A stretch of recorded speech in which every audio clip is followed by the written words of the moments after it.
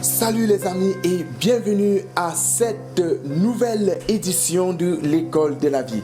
La leçon qui, n'est-ce pas, attire notre attention aujourd'hui, c'est comment réussir à sa première rencontre amoureuse. Vous savez les amis, la première rencontre dans tous les domaines d'activité est très capitale. C'est une étape, n'est-ce pas, qui marque soit le succès ou l'échec d'un projet ou d'une activité. Malheureusement, plusieurs personnes ne prennent pas la peine de maîtriser les détails de la première rencontre. Nous sommes allés sur le terrain et nous avons pris, n'est-ce pas, les avis de quelques Africains à ce sujet. Regardons ceci et on revient juste derrière. Ce qui peut bien m'énerver au premier rendez-vous, c'est le fait que pour une première fois, tu fais la rencontre, tu fais la connaissance d'une fille, elle commence déjà à t'expliquer ses problèmes. Elle te dit comment, bébé, j'ai ma grand-mère au village qui est malade, il y a mon oncle qui est dans le coma, il y a ma tante qui a fait l'accident hier, il y a mon petit frère qui doit soutenir la semaine prochaine, il n'a pas de chaussures, il n'a pas de veste, il n'a pas ci, il n'a pas ça. Mais attends, est-ce qu'elle attendait seulement ça? Elle attendait seulement une petite occasion de rencontre au premier rendez-vous, elle se met à m'expliquer tous ces problèmes du monde. C'est ça qui peut très bel et bien m'énerver dans une première rencontre. Parce que franchement, une première rencontre c'est quoi? Une première rencontre c'est une prise de contact. C'est l'échange, c'est de voir si réellement celle avec qui tu voudrais partager à l'avenir peut s'abstenir. Hein, moi je pense même que c'est un test. Et c'est un test qui est maladroit. Mais en temps réel, quand tu rencontres un homme pour la première fois, c'est pas la peine de lui réciter tes problèmes. Et quand bien tu commences déjà à dire ça à un homme, mais attends, il va te fuir au deuxième rendez-vous, il ne va même pas te chercher. Donc moi, ce qui m'énerve, c'est que tu rencontres une fille pour la première fois, elle se met à te citer une liste de problèmes. C'est la dot ma soeur, c'est la dot mon frère. Non, pardon, je ne suis pas moi là-dedans. Pour moi, c'est quand il passe tout son temps à raconter un peu sa vie, il se sent un peu intéressé pour lui-même. Et déjà, je n'aime pas quand peut-être quelqu'un il me dit, peut-être il pose des conditions, peut-être déjà la première fois qu'on se voit, il me dit non, je veux que tu fasses ça, tu fasses ça, tu fasses ça. Et déjà pour moi, je n'aime pas ça. Je déteste d'abord déjà premièrement quand on me pose des conditions, donc pour moi c'est un peu ça. Peut-être qu'il veut se sentir le centre du monde. Donc pour lui, je passe donc tout mon temps, ça doit être consacré à lui. Et déjà pour moi, je n'aime pas ça. Ce qui m'énerve quand je rencontre un homme pour la première fois, notre première rencontre, ce qui m'énerve, première des choses, c'est d'abord le bavardage. Parce que quand l'homme bavarde trop, ça veut dire que c'est un homme qui n'a pas d'avenir, qui n'a pas de projet envers toi. Donc, il veut seulement t'embrouiller la tête, après, il te laisse. C'est après, là, il va encore te dire que ma soeur, l'amour, machin. Bon. Moi, c'est le bavardage plus qui me dérange. Et quand je vois que tu bois aussi, il y a trop là, notre deuxième rencontre, ça ne serait pas possible. En tout cas, ce qui peut m'énerver, c'est quoi? C'est quand on vient avec les paroles, peut-être en pensant qu'il est en train de m'embrouiller ou bien de m'amener à l'aimer. Peut-être que mon père en héros, ma soeur en héros, et tout bien, mon père c'est un président, bien ministre, alors que lui-même il n'est rien, il ne fout rien. Seulement pour m'embrouiller, non? Donc tant de choses, je m'aime plus. Donc, c'est pas cool. Ça, c'est les choses qui m'énervent.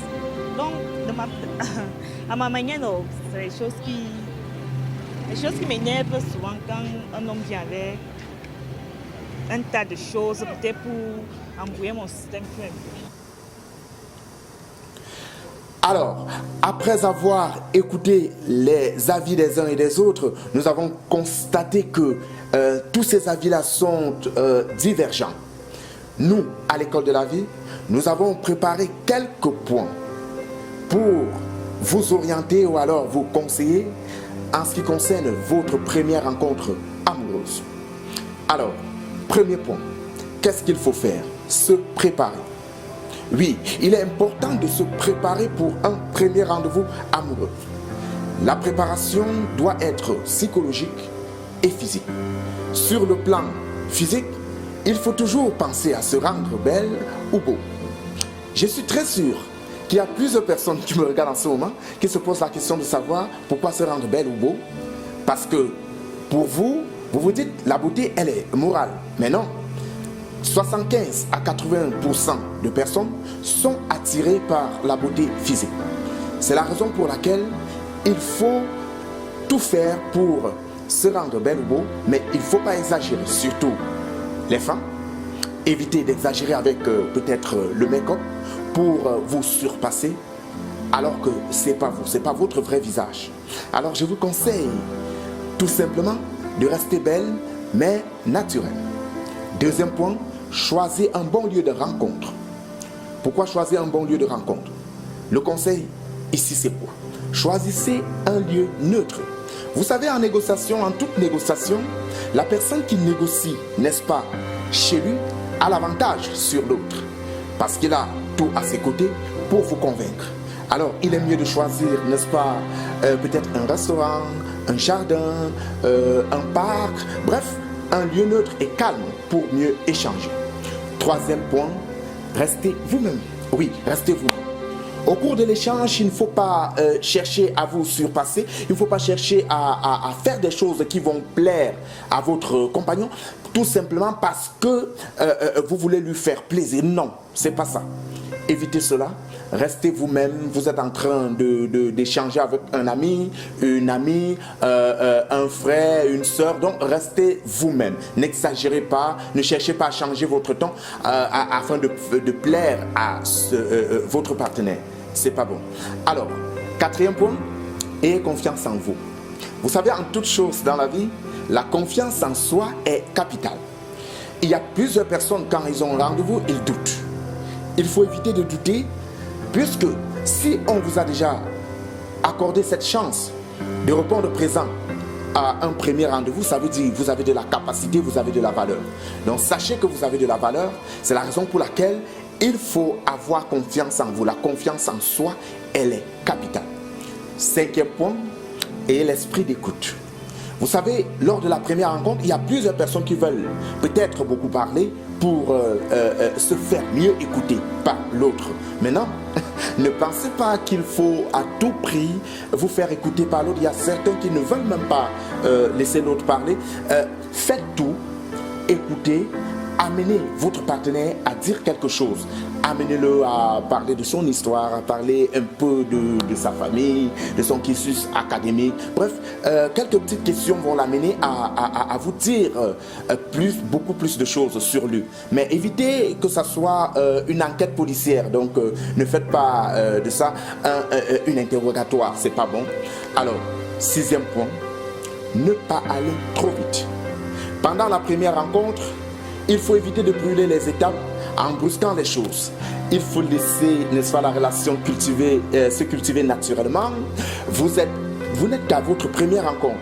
Évitez, n'est-ce pas, de vous toucher, de chercher à caresser l'autre. Il faut être moins sage pour savoir que quelqu'un, pour la première fois qu'il vous rencontre, qui cherche seulement à vous déboutonner ou quoi que ce soit, c'est une personne qui est moins sérieuse. Donc, il faut faire très attention. Allez doucement. Et je dis bien doucement. Vous savez, la première rencontre, c'est un peu comme cet enseignant-là qui arrive dans une salle de classe le premier jour et cherche, n'est-ce pas, à se présenter. Une prise de contact, en fait. Il se présente et il veut aussi connaître les étudiants ou alors les élèves avec qui il va passer une année académique. Septième point, évitez de mettre le sexe au centre d'intérêt de votre relation. Il faut éviter cela. C'est-à-dire vouloir parler toujours du sexe. Votre partenaire n'est pas une prostituée que vous avez rencontrée dans la rue. Si vous mettez trop l'accent sur le sexe, il n'est pas loin de comprendre que vous ne voulez pas bâtir un bon projet de vie. Donc peut-être plutôt un projet de sexe. Et sachez bien, chers amis, que le sexe n'est qu'une fine partie d'une relation. Alors, Après ce dernier point, j'espère que vous avez apprécié ou alors vous avez bénéficié de quelque chose pour nos petits conseils à l'école de la vie. Si oui, n'hésitez pas de liker notre page Cheval d'Afrique ou alors vous abonner directement sur notre page, sur notre chaîne YouTube Cheval d'Afrique encore, ou appeler tout simplement à ce numéro WhatsApp qui s'affiche. Surtout, portez-vous bien, prenez soin de vous. Rendez-vous à une prochaine leçon. Allez, ciao, salut.